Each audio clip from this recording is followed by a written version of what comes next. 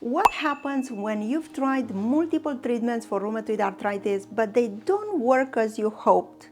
Or even worse, what if a treatment that helped you for many years suddenly starts to fail? If this sounds familiar, you're not alone. And if you're wondering what's on the horizon for rheumatoid arthritis treatment in 2025, let me tell you, the future is looking incredibly exciting. In this video, I will reveal two therapies that will shake up the medical world right now. These aren't just new medications, they are a game changer that could redefine how we treat rheumatoid arthritis. You want to stay until the end because the second therapy will surprise you and will actually change your world. I am Dr. Girnita, a rheumatologist with over 20 years of experience in clinical practice and research at some of the most prestigious institutions in the world. I've dedicated my career to helping people with rheumatoid arthritis to live better, healthier life, not just through traditional medicine, but also embracing a holistic approach to care. Now let's dive into the fascinating science behind rheumatoid arthritis treatment. Rheumatoid arthritis, or RA, it's a chronic autoimmune disease where your immune system mistakenly attacks your joints. This leads to inflammation, swelling, and stiffness, and if you let it untreated, that can cause permanent damage to the bones and to the cartilages. But as I say, rheumatoid arthritis isn't just about joint pain. It's a systemic disease that can affect your heart, your lungs, your eyes, and even more. Early diagnosis and treatment are essential to stop the disease from progressing. But here is the thing, even with our best current treatments, rheumatoid arthritis remains a challenge. Right now, rheumatoid arthritis focuses on controlling symptoms and slowing down the disease progression. First-line medications include NSAIDs for pain, corticosteroids to reduce inflammation, and DMARDs or disease-modifying anti-rheumatic drugs like methotrexate and hydroxychloroquine. When these stop working, we turn to more advanced therapies that we call biologics or JAK inhibitors. And these are incredibly targeted treatments designed to block specific molecules that are causing inflammation. Now, for example, TNF inhibitors like adalimumab and etanercept will block TNF-alpha protein. IL-6 inhibitors like tocilizumab will target IL-6 molecule. And JAK inhibitors, which are the oral medications, block multiple pathways that will involve inflammation. These therapies have revolutionized rheumatoid arthritis care, and they helped many patients live a better life. But here is a reality. About 40% of patients do not respond to these treatments. And even those who do, the benefits can sometimes wear off in time. So what happens when these therapies fail? And can we go beyond just managing symptoms? Can we actually prevent rheumatoid arthritis or even cure it? Now imagine being able to tell your immune system to stop attacking your joints altogether. And that sounds futuristic, right? Well, the future might be closer than you think. Let me introduce you to the first therapy that's set to revolutionize rheumatoid arthritis treatment in 2025, CAR T-cell therapy. CAR T-cell therapy is an innovative treatment recently discovered where doctors, researchers supercharge a patient's own immune cells to fight a disease. CAR T-cell therapy was first developed in the late 1980s, but it wasn't until the early 2000s that it was allowed to be used successfully in patients. The big moment came in 2017 when the FDA approved CAR T-cell therapy for certain types of blood cancers like leukemia and lymphoma. And this was a game changer for those patients who had exhausted other treatments and offered them a remarkable remission rate and even cures in some cases. How does it work? T cells, which are immune cells that protect your body, are taken from your blood Scientists then add a special receptor to these cells called chimeric antigen receptor, or CAR. This new receptor acts like a GPS, helping T cells recognize and attack specific targets like cancer cells, or in new research, the immune cells that are causing autoimmune diseases. After the T cells are engineered, they are multiplied in a lab and infused back into the patient. And then these enhanced T cells will hunt down and destroy harmful cells in your body. For people with rheumatoid arthritis, CAR T-cell therapy is showing promise. It specifically targets those immune cells that will cause joint damage, potentially stopping the disease or the cause of the disease. The initial study, which was published in 2022, included 8 patients with lupus, and that blew the minds of rheumatologists because only one infusion with CAR T cells put these patients in remission for 2 years. Then a very respected journal like Lancet in 2023, and then in Nature in October 2024, started to draw attention more and more towards CAR T cells, because this might be the next therapy that we are looking when we treat patients with autoimmune diseases like lupus, systemic sclerosis, but also rheumatoid arthritis. In 2020, in this study, this author proved that using CAR T cells therapy, he was able to direct those cells, those T cells, towards those autoreactive B cells that are derived from patients with rheumatoid arthritis. In 2024, a study in a patient with myasthenia gravis, which is an autoimmune neurological disease, and rheumatoid arthritis, they use again CAR T cells therapy, and that was successful. But we need more data, more research, and that is expected to come in the next few years.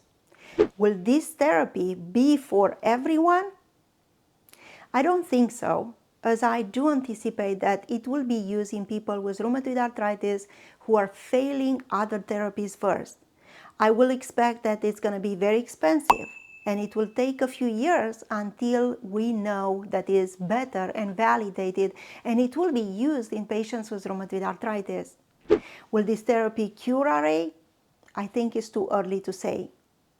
Let's stop for a few seconds. I have recently started a membership for my channel.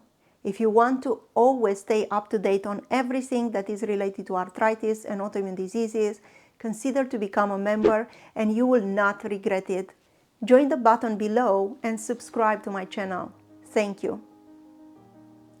Let me introduce you to another exciting class of medication, one that's making waves in the medical world and in the news. It is the GLP-1 drugs. You've probably heard about names like Ozempic, Wegovy, Mounjaro, and Zepbound. Is that correct?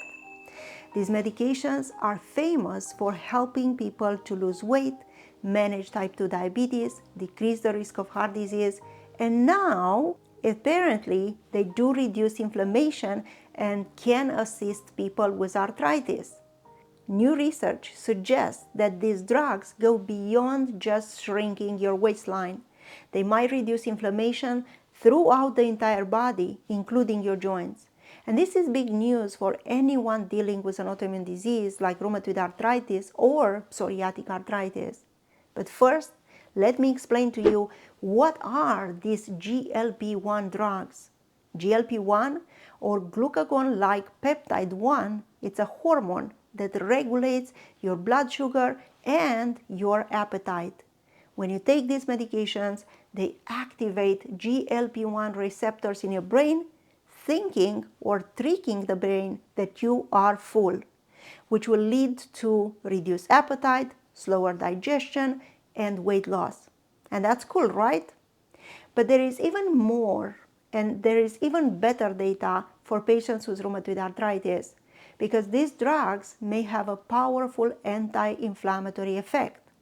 Initial studies in animals showed that GLP-1 drugs could decrease inflammation in organs like the liver and the brain. But now there are human studies that started to confirm that. A study in 2023 showed that combining GLP-1 medications with exercise would reduce markers of inflammation, like C-reactive protein, in patients with metabolic syndrome. And this is huge because chronic inflammation is the root of rheumatoid arthritis. It's that culprit behind pain, swelling, and long-term damage. But why does it matter for rheumatoid arthritis specifically? Studies show that obesity can increase the risk of developing rheumatoid arthritis. And also for those that have the disease, have the rheumatoid arthritis, it will worsen rheumatoid arthritis symptoms and it will reduce the effectiveness of treatments. The excess in weight increases inflammation and that will lead to more arthritis. A 2017 study showed that patients with rheumatoid arthritis often experience insulin resistance, which again is linked to chronic inflammation. And these drugs, GLP-1 drugs, which were initially developed for diabetes, could address this issue while taking care of inflammation and targeting rheumatoid arthritis symptoms.